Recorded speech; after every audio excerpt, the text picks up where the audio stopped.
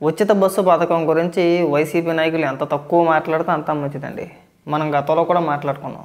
2-3 రోజుల కిందట కూడా మనం మాట్లాడుకున్నాం. కొంతమంది పెయిడ్ ఆర్టిస్టులు తీసుకొచ్చి బస్ స్టాండ్ దగ్గర వాళ్ళే సామాన్య ప్రజల్లాగా సామాన్య మహిళలు బస్సులో ప్రయాణించే మహిళలు వీళ్ళే అన్నట్టుగా చిత్రీకరించి కొన్ని వీడియోలు మాట్లాడిపించారు. అడ్డంగా దొరికేశారు. కాలర్ మైకులు పెట్టించి వాళ్ళ చేత ఒక స్క్రిప్ట్ ఒకటి ఇచ్చి మాట్లాడిపించారు. జనాలు ఎవరు నమ్మలా.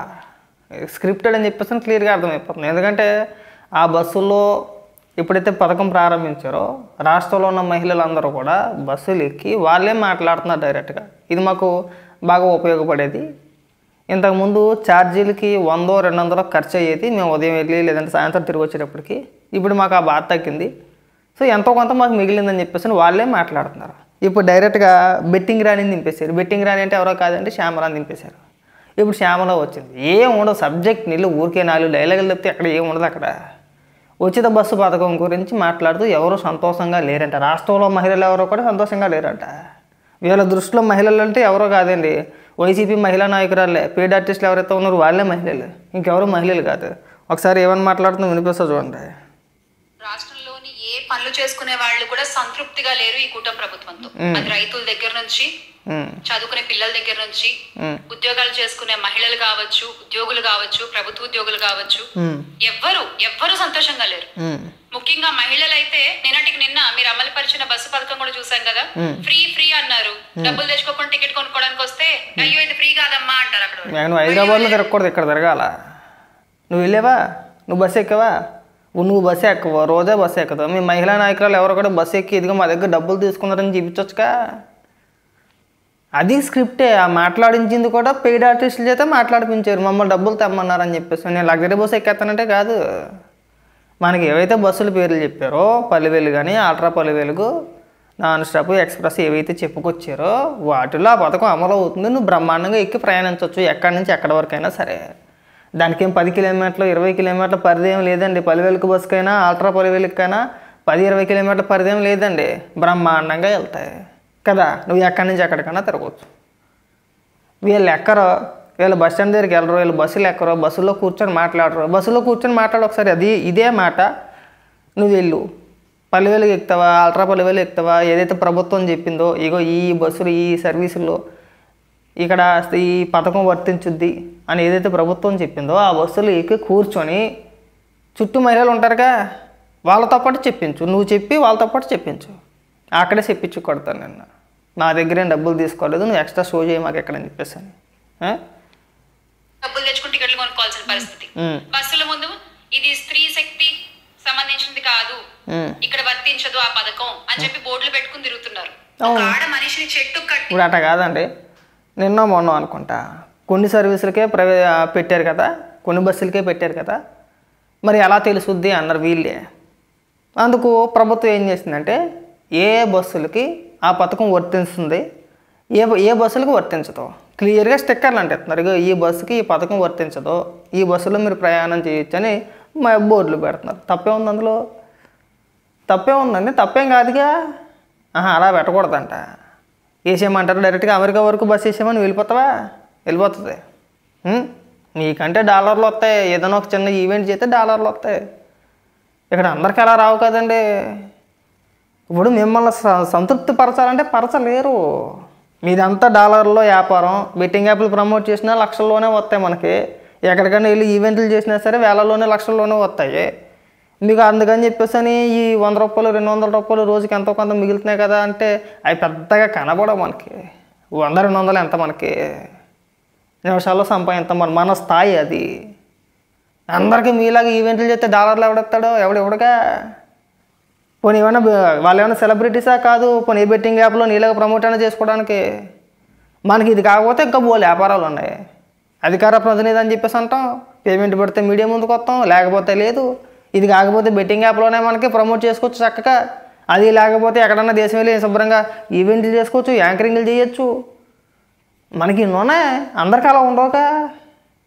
వాళ్ళకి ఏదో ఒక పనే ఉంటుంది, ఒకటే వచ్చు వాళ్ళకి. కూలి పని చేసుకున్న వాళ్ళు కూలి పనికి వెళ్తారు, ఫ్యాక్టరీలకు వెళ్ళే వాళ్ళు ఫ్యాక్టరీలకు వెళ్తారు, కంపెనీలకు వెళ్ళే వాళ్ళు కంపెనీలకు వెళ్తారు, వ్యాపారాలు చేసుకునే వాళ్ళు వ్యాపారాలు చేసుకుంటారు, కూరగాయలు అమ్ముకునే వాళ్ళు కూరగాయలు అమ్ముకుంటారు. ఇంకా వాళ్ళకి రెండో ఆప్షన్ లేదుగా, ఉన్నది ఒకటే ఆప్షను. వాళ్ళకి అదొక వరం అన్నమాట. ఉచిత బస్సు అనేది ఆ పథకం ఏదైతే ఉందో అది వాళ్ళకి ఒక వరం లాంటిది. అద్భుతంగా ఉంది, సంతోషపడుతున్నారు అందరూ కూడా. ఎవరు కూడా ఇబ్బంది పడట్లే, ఎవరు బాధపడట్లే. ఇక మీరే బాధపడిపోతున్నారు, నువ్వు కానీ రోజే కానీ. రోజే సపరేట్గా ఇంకా ఇంకా రోజా ఒక్కరితో తిరగడానికి బస్సు కావాలట. నీకు కూడా సపరేట్గా బస్సు అయినా పురమాయించమంటారా? ఒక బస్సు. గ్రౌండ్లోకి రారు, రియాలిటీలో బతకరు. ఇలా నాయకుడు ఏమన్నా వచ్చి అసెంబ్లీలో మాట్లాడతాడంటే అసెంబ్లీలో మాట్లాడు. ఏంట్రా అంటే నెలకు ఒకసారి 2 సార్లు ఇక్కడికి వస్తాడు, 4 రెచ్చగొట్టే మాటలు చేస్తారు, వెళ్ళిపోతారు. ఈ పేడి ఆర్టిస్టులు అందరూ ఇప్పుడు వస్తారు, మాట్లాడతారు, వెళ్ళిపోతారు. మళ్ళీ కంటికి కనబడరు. రాష్ట్రంలో మహిళలందరూ కూడా ఎవరు కూడా సంతోషంగా లేరు. మీ పాలనలో సంతోషంగా ఉన్నారా? పాలన వరకు వద్దు. ఇవాళకి జగన్మోహన్ రెడ్డి కుటుంబంలో ఉన్న సాటి మహిళలు శర్మిల కానీ, విజయమ్మ కానీ, సునీతమ్మ కానీ వాళ్ళు హ్యాపీగా ఉండరు. ముందు అన్న ఇంట్లో ఇల్లుని చక్కబెట్టుకోలేడు. అక్కడ మీరు బయట వచ్చి రాష్ట్రాన్ని చక్కబెట్టేస్తారా? మన కొంప మనం సరిదిద్దుకుంటే గొప్పే. ఇలాంటి డైలాగ్ కొట్టమాకండి. కొడుతుంటే తన కన్న బిడ్డ ముందు వైఎస్ఆర్ కాంగ్రెస్ పార్టీ కదా గొంతెద్దాన్ని చెప్తా. ఆడ మనిషిని చెట్టు కట్టేసి కొడుతుంటే కొనుక్కోవాల్సిన పరిస్థితి. బస్సుల ముందు ఇది స్త్రీ శక్తి సంబంధించింది కాదు, ఇక్కడ వర్తించదు ఆ పథకం అని చెప్పి బోర్డులు పెట్టుకుని తిరుగుతున్నారు. ఒక ఆడ మనిషిని చెట్టు కట్టేసి కొడుతుంటే తన కన్న బిడ్డ ముందు వైఎస్ఆర్ కాంగ్రెస్ పార్టీ కదా గొంతెద్దాన్ని ప్రశ్నించింది. అబ్బా, ఆ స్క్రిప్ట్ ఇచ్చిందే మీరు. కుప్పంలోనే కదా జరిగింది. అది కుప్పంలోనే ఇలా ఒక స్కెచ్ చేశారనమాట, స్క్రిప్ట్ అనమాట. ఒక వైసీపీ నాయకుడు ఒకరికి సలహా ఇచ్చాడనమాట. అన్నదమ్ములు ఇద్దరికీ ఆశ తగాదాలు ఉన్నాయి. ఆశ తగాదాల్లో భాగంగా ఒక సీన్ క్రియేట్ చేశారనమాట.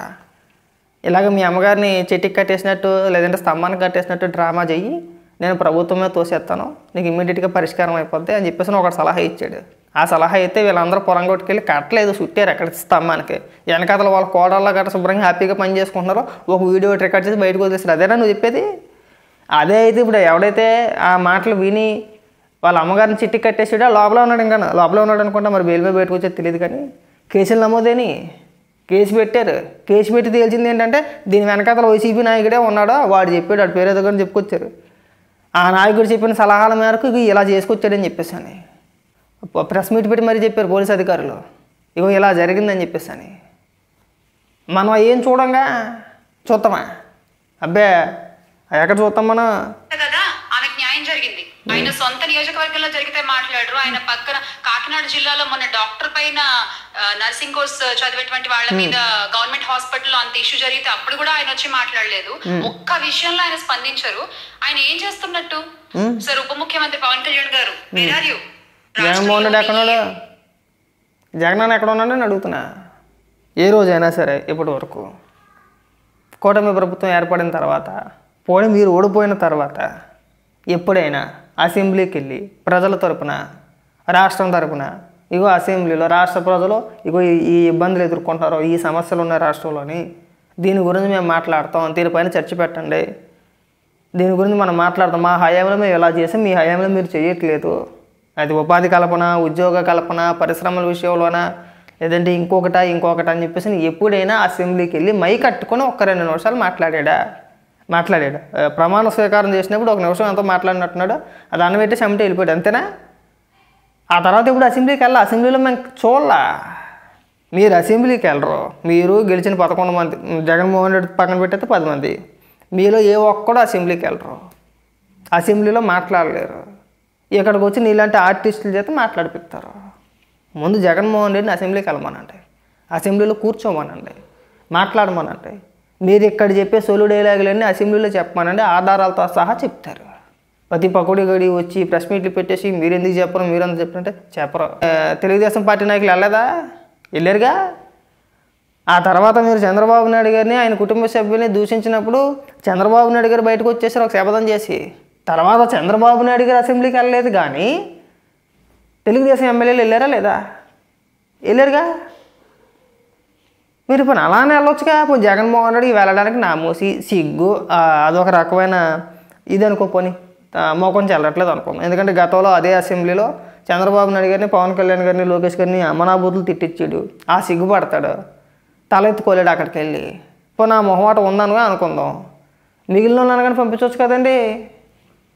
మిగిలిన 10 మంది ఎమ్మెల్యేలకి ఏం పోయే కాలం, వాళ్ళు ఎందుకు వెళ్ళట్లా? ఎలానోడో ఇక్కడికి వచ్చి మీరు వచ్చి ఉపన్యాసాలు చెప్పాలా?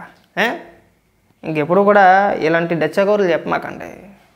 మీరు, మీ నాయకులు, మీ విధానాలు అన్నీ అందరికీ తెలిసిందే.